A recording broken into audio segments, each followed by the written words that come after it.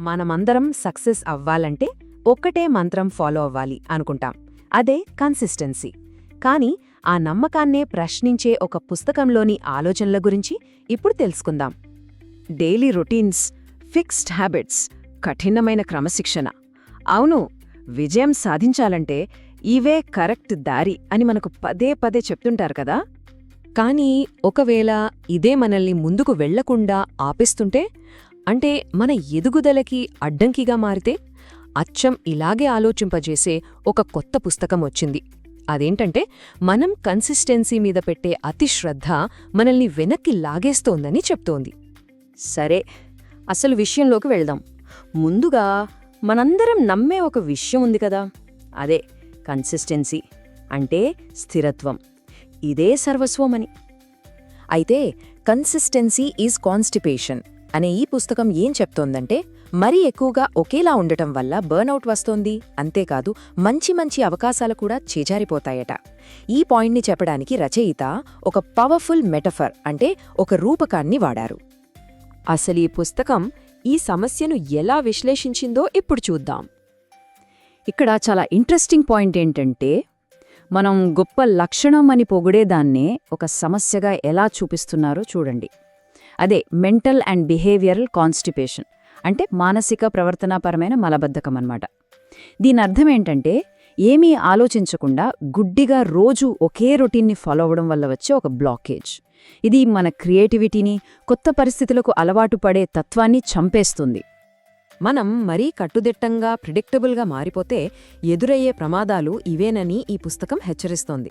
ఒకటి, స్టాగ్నేషన్ అంటే ఎక్కడికట్టడే ఆగిపోవడం. తర్వాత బర్న్అవుట్ అంటే పూర్తిగా నీరసించిపోవడం.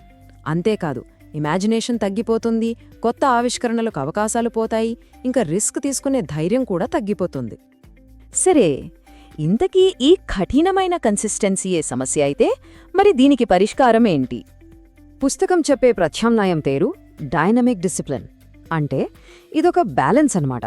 ఒక స్ట్రక్చర్ ఉంటుంది, కానీ ఆ స్ట్రక్చర్ కోసం క్రియేటివిటీని, మనల్ని మనం రిఫ్రెష్ చేసుకోవడాన్ని ఎప్పుడూ పణంగా పెట్టం.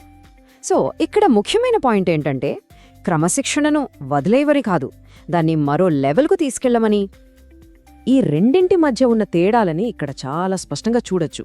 ఒకవైపు రిజిడ్ కన్సిస్టెన్సీ అంటే గుడ్డిగా రొటీన్స్ని రిపీట్ చేయడం, మరోవైపు డైనమిక్ డిసిప్లిన్ అంటే ఫ్లెక్సిబిలిటీని కోల్పోకుండా డిసిప్లిన్డ్గా ఉండటం. ఒకటి యూనిఫార్మిటీ అయితే ఇంకొకటి స్పాంటేనిటీ అంటే అప్పటికప్పుడు ప్రయోగాలు చేయడం. ఒకటి మూసపద్ధతి అయితే ఇంకొకటి అడాప్టబిలిటీ అంటే పరిస్థితులకు తగ్గట్టు మారటం. ఒకటి స్వేచ్ఛ కన్నా స్ట్రక్చర్కే విలువిస్తే రెండోది స్ట్రక్చర్ ఇంకా స్వేచ్ఛ రెండింటికీ విలువిస్తుంది. రచయిత మనకొక సింపుల్ ఫార్ములా ఇస్తున్నారు. వారంలో మనం కేటాయించే సమయంలో దాదాపు 10-15% సమయాన్ని కావాలనే ఆ మూస ధోరణిని బ్రేక్ చేయడానికి వాడాలట. అంటే 85% స్ట్రక్చర్ టైమ్, 15% మాత్రం క్రియేటివ్ అన్ప్రిడిక్టబిలిటీ అంటే ఊహించని సృజనాత్మక పనుల కోసం. ఓకే, థియరీ అంతా బాగుంది, కానీ దీన్ని ప్రాక్టికల్గా ఎలా అప్లై చేయాలి? దానికోసం ఒక 5 స్టెప్ యాక్షన్ ప్లాన్ ఉంది. కఠినమైన రొటీన్ల నుంచి డైనమిక్ డిసిప్లిన్కు మారడానికి ఈ పుస్తకం 5 స్టెప్స్ చెప్తోంది. 1, మీ కన్సిస్టెన్సీని ఆడిట్ చేసుకోండి. 2, ఫ్లెక్సిబిలిటీని అలవాటు చేసుకోండి. 3, స్ట్రక్చర్ ఇంకా ఫ్రీడమ్ని బ్యాలెన్స్ చేయండి. 4, డిసిప్లిన్ అనే పదానికి కొత్త అర్థం ఇవ్వండి. 5, రెగ్యులర్గా రివ్యూ చేసుకుని రీసెట్ చేయండి. మొదటి స్టెప్, మన అలవాట్లను ఒకసారి చెక్ చేసుకోవాలి. మనల్ని మనం ఈ ప్రశ్న వేసుకోవాలి: ఈ అలవాట్లు నాకు శక్తినిస్తున్నాయా లేక నా ఎదుగుదలని ఆపేస్తున్నాయా? అంటే మనం పక్కాగా ఫాలో అయ్యే రొటీన్స్ అన్నింటినీ ఒక లిస్ట్ రాసి వాటి ప్రభావమేంటో నిజాయితీగా అంచనా వెయ్యాలి. ఇక 2-3 స్టెప్స్ ఏంటంటే, ఆరోగ్యం, నైతిక విలువలు లాంటి ముఖ్యమైన విషయాల్లో కన్సిస్టెన్సీని పాటిస్తూనే, క్రియేటివ్గా ఉండే పనుల్లో మాత్రం కొంచెం ఫ్లెక్సిబిలిటీని తీసుకురావడం.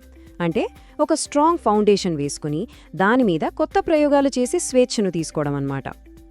4వ స్టెప్ అనేది మన ఆలోచనా విధానంలో ఒక పెద్ద మార్పు. నేను ఎప్పుడూ ఇలాగే చెయ్యాలి అనే మైండ్ సెట్ని వదిలేసి, ఎదగడానికి ఏది అవసరమో అది ఎప్పుడూ చేస్తాను అని అనుకోవాలి. అంటే డిసిప్లిన్ అంటే ఒకేలా ఉండడం కాదు, పరిస్థితులకు తగ్గట్టుగా కమిట్మెంట్తో మారగలగడం. ఫైనల్గా 5వ స్టెప్, ప్రతి నెల మన రొటీన్స్ని రివ్యూ చేసుకోవాలి. ఏవైతే కాన్స్టిపేషన్ లాగా అంటే అడ్డంకిలా అనిపిస్తున్నాయో వాటిని తీసేసి కొత్త వాటికి చోటు కల్పించాలి. దీనివల్ల మన సిస్టమ్ ఎప్పుడూ డైనమిక్గా ఉంటుంది, మన ఎదుగుదలకు హెల్ప్ చేస్తూనే ఉంటుంది. ఇదంతా మనల్ని ఈ పుస్తకం యొక్క ఫైనల్ మెసేజ్కి తీసుకొస్తుంది. చివరగా మనం గుర్తుంచుకోవాల్సిందేంటంటే, నిజమైన ఎదుగుదల అంటే ఎప్పుడు మారాలి, ఎప్పుడు సర్దుకుపోవాలి, ఎప్పుడు పాత పద్ధతుల్ని బ్రేక్ చేయాలో తెలుసుకోవడంలోనే ఉంది.